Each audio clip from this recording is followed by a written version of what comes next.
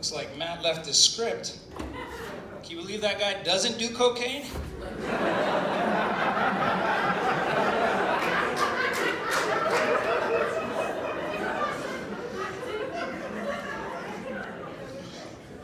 So everyone, as David said, my name's Angel Castro, and as I'm looking around, I can see some confused faces. Some of you guys must be wondering, why does a white guy have a Mexican stage name? So discounts, honestly, 50% off tacos and auto repair, can't miss. It's the best. It's the best auto repair. You know, people get thrown off by me sometimes. Like somebody recently told me that I have resting Christian face. The weirder part is that he followed it up with, yeah, man, you look like that one guy from high school my mom wishes I was still friends with. I don't know what that says about that person, right? Sounds like a nice guy, though. Sounds like a nice guy. I'm actually a Mexican. I'm a light-skinned Mexican, a white Mexican, but I know that throws people off because sometimes when I put on a collar, they just think I'm the manager at a Taco Bell. You ever realize that? All the managers are always the light-skinned Mexicans? I think it's because we can communicate with both sides of the counter.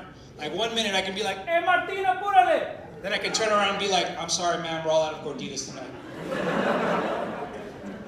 That's what it is. I actually grew up a couple years in Mexico. You know, it was tough. I was a little kid, a little chunky kid. My uncles always gave me a hard time about my weight. They tried to give me advice on losing some. They'd be like, mijo, all you have to do is eat fruits and vegetables like broccoli and watermelon. And as a kid, I was just look at my uncles and think, well, if it's that easy, why do you look like a watermelon? But I actually tried losing weight. I tried eating less at dinner, and that didn't help. Because I would only eat one plate, and then my aunts would be like, oh, one plate? Is my cooking not that good? I didn't have the heart to tell them, no, tia, it's delicious. I just don't want to look like you.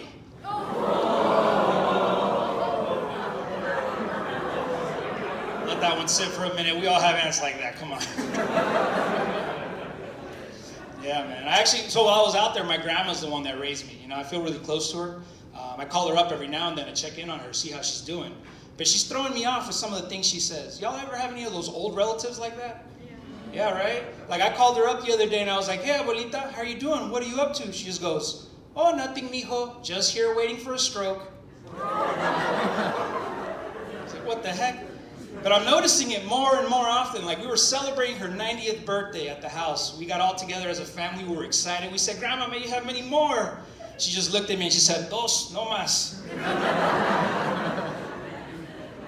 And then like just the other day, I was walking through the living room and she's sitting down on the couch. She's like this. I started freaking out. My mom saw me. She was like, no, it's okay. She's just sleeping. That's how she sleeps. I was like, what, is she practicing now?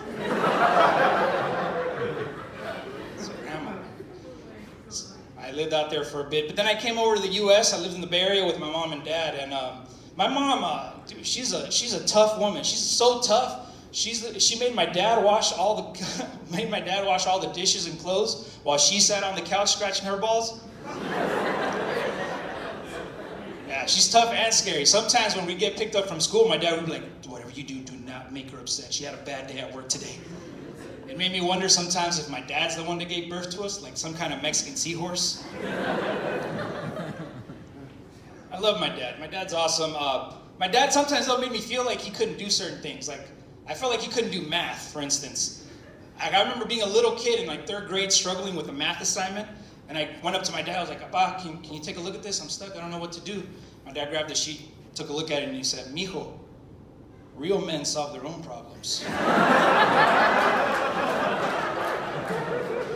That's my dad, man. He dropped out of high school. He would never say why. I think it's because he was bullied, you know. But he's old school. He's like an immigrant. He doesn't show any emotion, any fear, or anything like that. But judging by the way my mom treated him, definitely bullied. That's the way it is. So when I came over here to the Bay Area, I moved over to San Leandro. I grew up out there. Anybody familiar with San Leandro? Oh, some people. San Leandro, for those that don't know, San Leandro is most famous for, or at least San Leandro High School is most famous for Black and Mexican riots. Yeah, when I was in high school, there was a lot of tension between blacks and Mexicans. And the school decided to solve it by bringing in the sheriff's department with beanbag guns on the rooftops. It's a true story. You can look this up. The fucked up part, I thought, was they decided to shoot beans at Mexicans. Almost as bad as them deciding to shoot kids at school. I'm starting to think they were just trying to get ahead of the trend, you know? Some of you guys like that one, I can tell, all right? It's the way it is, though, out in the Bay. It's the way it is. So I actually, you might have not noticed by now, but English is my second language. I struggle sometimes with English growing up. And like the worst part about for the most part, Spanish has never been an issue. But one time I got fired for speaking Spanish on the job. It's pretty messed up, right? But imagine my surprise when I found out my supervisor knew I was calling him a pinche pendejo. Guess everyone speaks a little Spanish now, right? But actually, I ended up going to college. I'm a college-educated Latino. I appreciate the support, but please don't cheer for that. The only thing that means is I know more white people that say the N-word than black people. And that's not a judgment, that's just statistics, because most college students love hip-hop and rap, but most college students aren't black. That's a thinker. I'll let you guys sit on that one for a little bit. A little sensitive here. Yeah, no, I ended up going to college. I actually came to Davis. I'm an alumni from Davis. Yeah, Davis. Davis makes you realize things about yourself. Like, I thought I was always a nerd, but when I moved to Davis, I realized I was a lot more hood than I thought I was. Yeah. Because apparently only people from the hood lock up their things. We all have that friend that got their bike stolen, right? You come home, right? Because they didn't lock it up. You come home from classes, and they're just like, man, my bike was stolen. I was like, oh, dude, that sucks. They broke your lock and took it? No, I left it on the front porch unlocked. He's like, oh, you mean you gifted it away? That's what you did. Because where I'm from, that's what people call it, a gift. You know, you'll be walking by, you see something free, it's like, Christmas came early this year. Just take it away. That's what it is in Davis. I actually, after I graduated, I became a substitute teacher. Try to give back to my community, you know, give back to the kids, prepare them for the real world. Which is why when someone comes up to me and says, Mr. Castro, do I really have to do this assignment? I'll take a good hard look at them and probably say, nah, you should probably memorize the menu for Taco Bell.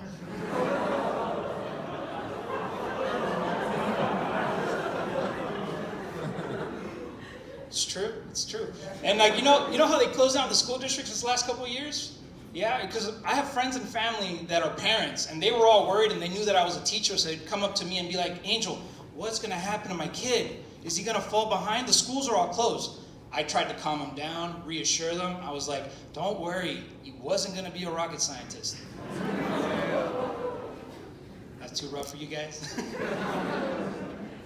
Some of you guys are like, maybe I'm not gonna be a rocket scientist. I wanna try something real quick. If you can hear my voice, clap once. If you can hear my voice, clap twice. And that's how I know you went to public school. We do things without thinking them through sometimes, right? Like one time I was at an airport restroom, and I saw a sign that said, if you're a victim of human trafficking, call this 10-digit phone number. And I was just looking at that sign for a long time and thinking to myself, whatever happened to 911? Like, we're making them call a longer number for what reason? If they try calling, are they going to get turned away like, hello, yes, I'd like to report a victim of a human trafficking incident? And they're just going to be like, oh, I'm sorry, that's not actually an emergency. You know, and I always thought, I might be a little bit ignorant, but I always thought victims of human trafficking get transported in covert ways, like in crates or somewhere under the radar, right? So they can get on with their thing, which is horrible. So where are all these victims that are getting flight to American Airlines? If you're one of those lucky few, why would you ever call that number? Unless you get flown by Spirit Airlines, then I understand. Anybody who's flown on Spirit Airlines is a victim of human trafficking, let's be honest. And if you didn't like that joke, you're probably a victim of human trafficking. I have a 10-digit phone number for you at the end of the show, just let me know.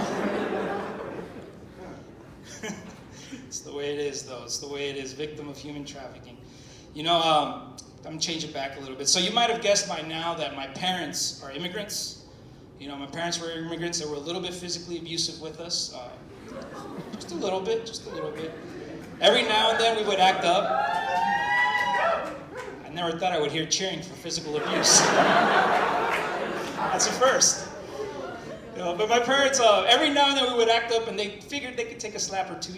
We could take that. And whenever they would do that, I figured they should take a ride with ice, personally. That's what I think they should have done. And some nervous laughs. Someone told me once that that's not a funny joke. That's punching down on immigrants. And I had to remind them, just remember they punch first. It's family. You know, actually what helped me realize that my parents were a little bit physically abusive was going out with my girlfriend, dating. Because like my girlfriend, when I first met her, she loved giving me hugs all the time. Every time she'd get a chance, she'd hug me. One time though, she came in from behind. That was the mistake. Because I just saw that hand and I went, oh shoot. She was like, what was wrong? What's wrong? I was like, I don't know. Just got the sudden urge not to talk back. She was like, well, you better not. And that's when I knew that she was the one. Because she was tough like my mother. You know, you guys have been awesome, Davis. I'm going to leave you with one last joke, but before I do, you know, I'd like to thank you guys for showing up tonight and being supportive to the Davis Comedy Cycle. You know, we all would appreciate your support as comedians. I'm on Instagram, Angel Castro Comedy. If you care to follow, if you enjoyed any of these jokes, I'd appreciate your support. But here's my last joke. Did you guys know Superman's the most Mexican superhero there is? Did you guys know that? I mean, the guy left his homeland because he was going to shit. He came to this one without papers, and he works under a different identity. I know a Mexican when I see one. Is it a bird? Is it a plane? No, it's an undocumented immigrant. That's what it is. Like, I'm pretty sure Lois Lane he keeps on saving Lois Lane because he thinks he's going to get papers, you know what I mean? That's my time. My name's Angel Castro. Thanks so much, Davis.